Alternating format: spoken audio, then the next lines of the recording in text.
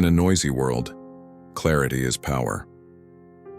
Welcome to Stoic Wisdom GB, a space for ancient Stoic wisdom, practical philosophy, and mental discipline. Here we learn how to remain calm in chaos, strong in adversity, and focused on what truly matters. Today we're going to dive deep into 5 habits that completely transformed my life in just 1 week. Yes, you heard that right, 1 week. I know it sounds almost too good to be true, but I promise you these aren't just your run-of-the-mill tips that you hear everywhere. These are real, raw, and honest habits that I personally integrated into my daily routine. I went through the struggles, the breakthroughs, and the triumphs, and the transformation I experienced was nothing short of amazing. I can't wait to share these with you because they have had such a profound impact on my life, and I believe they can do the same for you. Whether you're looking to boost your productivity, improve your mental health, or just make a positive change in your everyday life, these habits can help you get there. So grab a cup of coffee, get comfortable, and let's dive right in. Trust me, you'll want to stick around until the end, because these habits aren't just theoretical. They are practical, actionable steps that you can start implementing today. Plus, I'll be sharing some personal stories and insights from my own journey, giving you a raw and honest look at how these habits worked for me. Habit 1. Waking up early. The first habit that changed my life was waking up early. Now let me be completely honest with you. I was never a morning person. My bed was my best friend, and I used to hit the snooze button more times than I can count. Mornings were a chaotic rush, and I often felt like I was starting my day on the wrong foot. But I decided to give waking up early a shot, and let me tell you, it was a game changer. I started by setting my alarm for 5 a.m. The first few days were brutal. I remember dragging myself out of bed, feeling groggy, and wondering if this was really worth it. But I pushed through, and by the 3rd day, something incredible started to happen. I began to appreciate the quiet and stillness of the early morning hours. There was something almost magical about being up before the rest of the world, when everything was calm and peaceful. With these extra hours in the morning, I found time for things I never seemed to have time for before. I started my day with a bit of light exercise, nothing too intense, just some stretching or a short jog around the neighborhood. This not only woke me up, but also energized me for the rest of the day. I also spent some time meditating and setting my intentions for the day. These few moments of mindfulness made a huge difference in my overall mindset and productivity.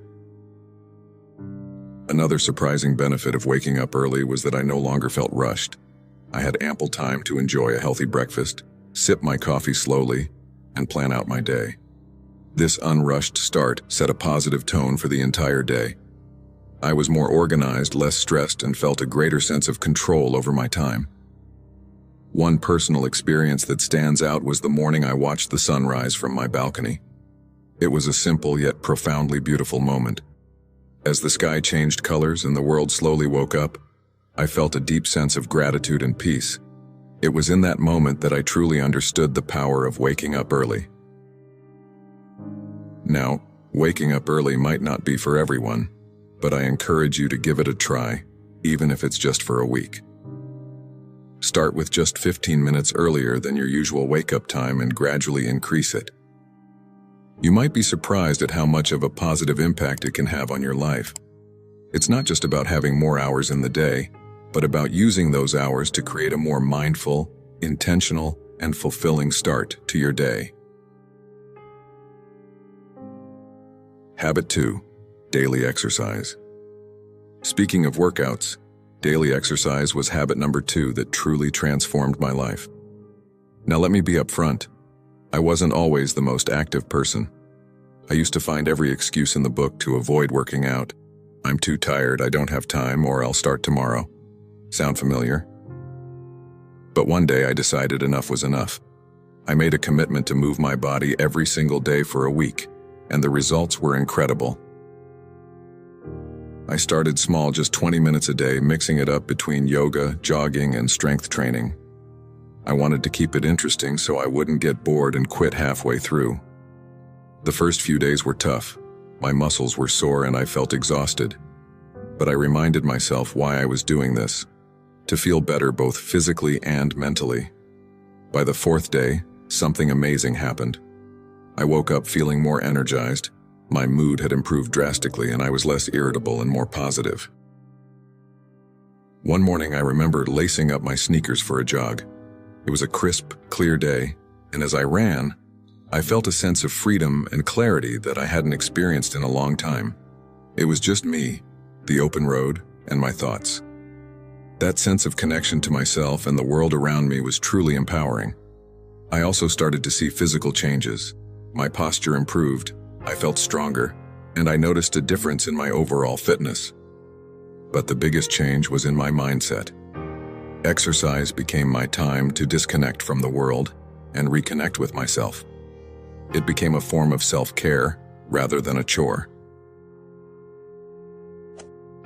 Another personal highlight was trying yoga for the first time.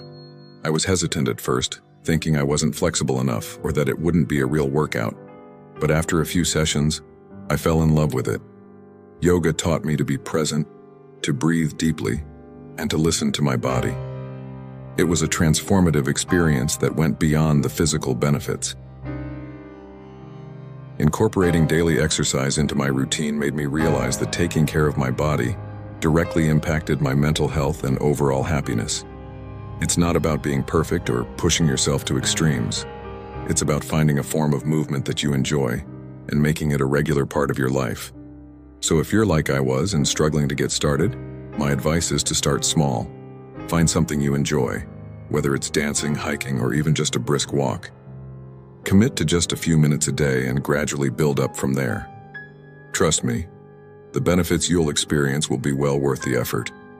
It's a habit that has the power to change not just your body, but your entire outlook on life. Habit 3, journaling.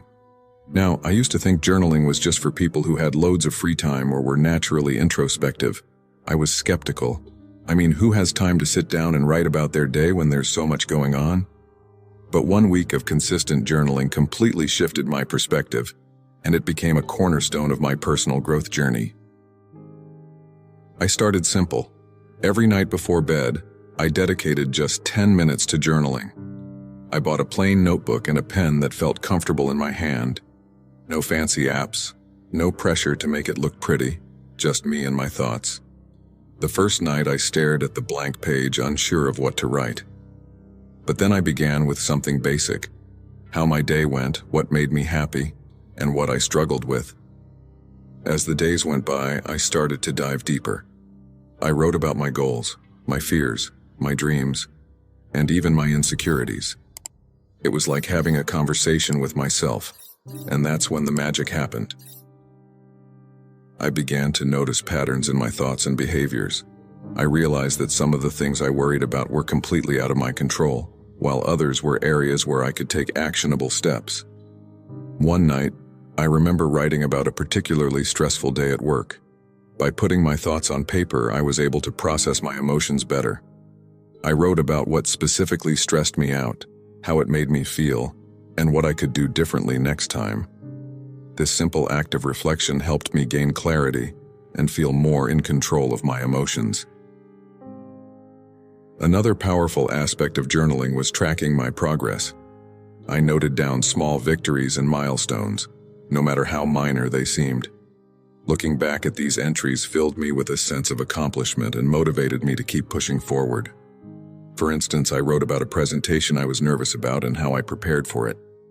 Seeing my preparation process and the positive outcome documented in my journal was incredibly encouraging. I also started a gratitude section in my journal. Every day I wrote down 3 things I was grateful for. This practice shifted my focus from what was lacking in my life to appreciating what I already had. It was a simple yet profound shift that brought more positivity into my daily life. One particularly memorable entry was about a random act of kindness I experienced. A stranger helped me when I was struggling with my grocery bags. Writing about this act of kindness not only made me feel grateful but also inspired me to pay it forward. Through journaling, I discovered a lot about myself. my desires, my fears, my strengths, and my weaknesses. It became a form of therapy, a way to untangle the complex web of thoughts and emotions that we all carry around. It provided a safe space where I could be completely honest with myself without fear of judgment. If you've never tried journaling, I highly encourage you to start. Don't worry about writing perfectly or having profound thoughts. Just write whatever comes to mind. It could be a stream of consciousness, a recap of your day, or reflections on a specific event. Give yourself the freedom to express whatever you're feeling. You might be surprised at how much clarity and peace it brings into your life. Remember, it's not about what you write, it's about the process of writing itself. Habit 4. Mindful eating. This was a big one for me because, like many people, I used to eat on the go, barely paying attention to what or how much I was consuming. My meals were often rushed and distracted affairs, eaten while scrolling through my phone or working on my laptop.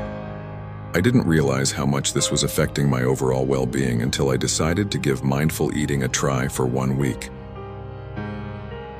Mindful eating is all about paying full attention to the experience of eating and drinking, both inside and outside the body. It's about savoring each bite, noticing the flavors, textures, and even the sounds of your food. So I made a commitment to eat all my meals mindfully.